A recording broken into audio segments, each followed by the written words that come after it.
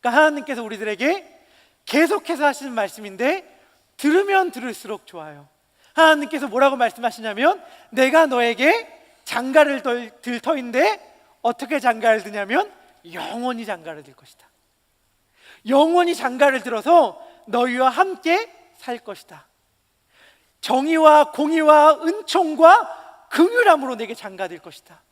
진실함으로 너에게 장가될 것이라고 하나님께서 말씀하여 주세요. 우리와 같은 자들에게 하나님께서 그렇게 말씀하여 주십니다. 그런데 우리는 사실은 이 말이, 이 하나님의 선언이 얼마나 감동적이고 얼마나 감격스러운지 모르는 자들이죠. 왜냐하면 이것이 너무 크기 때문에. 몇 년 전에 제 조카가 참 재밌는 이야기를 들려줬어요.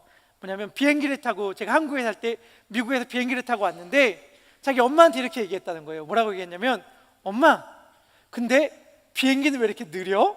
이렇게 얘기했다는 거예요. 왜냐하면 아이가 비행기 속에 타고 있을 때에는 지나가는 하늘이 굉장히 천천히 지나가는 것처럼 느껴지고 비행기가 거의 움직이고 있는 것처럼, 움직이지 않고 있는 것처럼 느껴지니까 아이가 평소에 자기가 자동차를 탈 때는 빨리 갔고 자전거를 탈 때는 빨리 갔는데 빠르다고 말하는 비행기를 탔는데 너무 느리다는 거예요.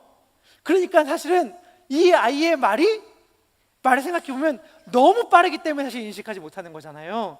마찬가지로 하나님의 이 약속이 너무 어마어마하게 크기 때문에 우리는 사실 이 약속을 잘 체감하지 못하죠. C.S. 루이스가 이러한 말을 한 적이 있어요. C.S. 루이스가 뭐라고 말했냐면, 인간은 정말 어쩔 수 없는 피조물입니다. 참 냉담한 피조물입니다. 무한한 기쁨을 준다고 약속한다 하여도 무한한 기쁨이 뭔지 모르기 때문에 거기엔 관심도 두지 않고 술, 순간적인 쾌락, 야망 따위의 시시한 것들을 손에 장난하는 것에 만족하는 참 어쩔 수 없는 존재라고 얘기한 적이 있어요. 마치 바닷가에 휴가를 떠나는 것이 무엇인지 알지 못하고 뒷골목을 배회하는 것에 만족해하는 존재가 바로 인간이다. 그러기에 루이스는 이렇게 얘기하더라고요. 인간은 참 시시한 것에 쉽게 만족해버리고 마는 존재이다. 그런데 하나님은 그렇게 살라고 우리를 부르신 게 아니죠. 하나님은 우리가 그저 시시한 뒷골목에만 배회하고 다니라고 우리를 부르시는 게 아니에요. 그분은 우리를 자신의 아내로 부르셨죠. 근데 우리가 가끔씩 우리 자신을 바라볼 때에 내가? 라는 생각이 들 때가 있잖아요.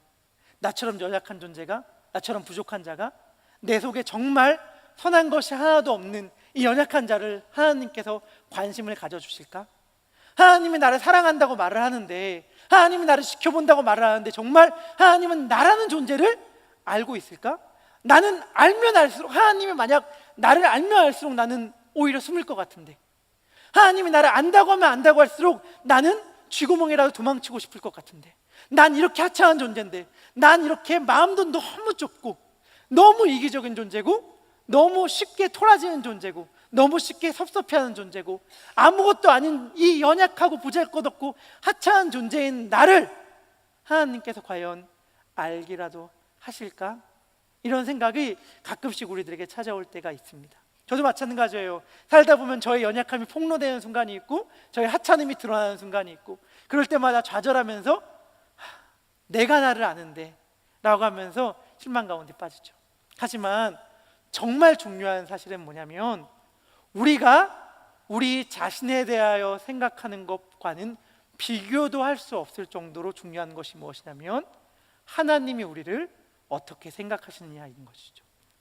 우리가 우리 자신을 놓고 하는 판단과 비교도 안 되게 훨씬 중요한 판단은 뭐냐면 하나님이 우리를 어떻게 바라보고 계신가. 근데 하나님은 어떻게 우리를 바라보고 계십니까? 하나님은 어떻게 자신의 백성을 부르고 계시죠? 하나님께서 하나님의 백성을 부르시는 명칭이 뭐예요? 이스라엘. 이스라엘이 무슨 뜻입니까? 하나님과 겨루어 이긴 자.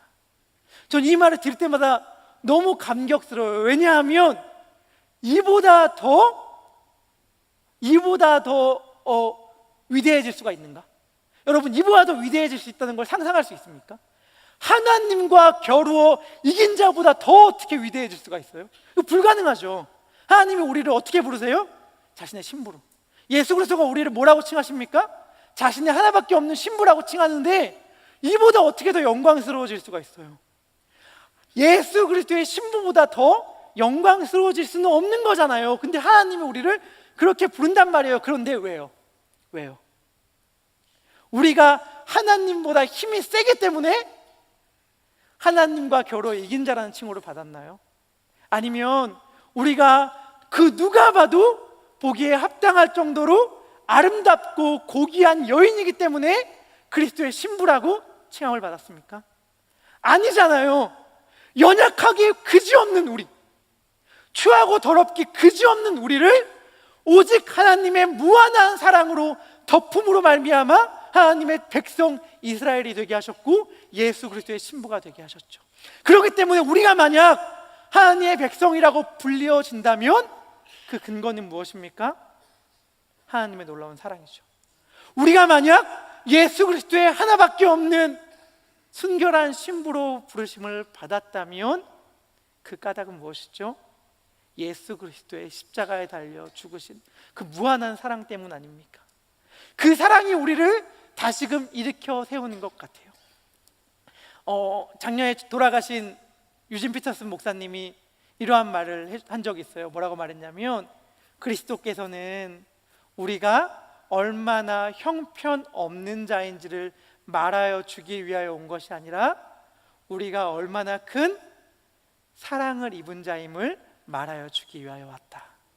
우리가 연약하게 느껴질 때가 있고 그리스도의 신부로 여기기엔 너무 보잘것없고 부족한 모습으로 우리가 생각될 때가 있지만 하나님은 그러한 우리를 자신의 신부로 부르기를 부끄러워하지 않으십니다. 그리고 그렇게 하기 위하여 자신이 부끄러움을 당하셨죠. 그 사랑이 다시금 우리를 일으키길 소망합니다. 우리 다시금 그 사랑을 찬양하길 소망합니다. 이제 너무 찬양 부르는 거 너무 좋았잖아요. 그런데 찬양 이제 끝났나? 아니에요. 계속해서 이제 찬양 부를 거거든요. 우리 이제 기도하고 우리 그 사랑 생각하면서 그 마음 생각하면서 그 십자가에 달려 죽으신 예수 그리스도의 사랑, 그 십자가에 달려서 우리를 얼마나 사랑하시는지, 우리와 같은 자도 자신의 아내 삼기를 부끄러워하지 않았던 예수 그리스도의 사랑을 마음껏, 정말 마음껏 찬양했으면 좋겠습니다. 우리가 노래를 잘해서 하나님이 기뻐하시는 것 아니고 우리가 아름다워서 하나님이 기뻐하시는 것 아닙니다. 하나님은 무엇을 기뻐하시냐면 우리를 아내의 삼으심을 감사하며 감격해 하는 모습을 하나님은 기뻐하셔요. 그 사실을 기억하면서 마음껏 주님 찬양했으면 좋겠습니다.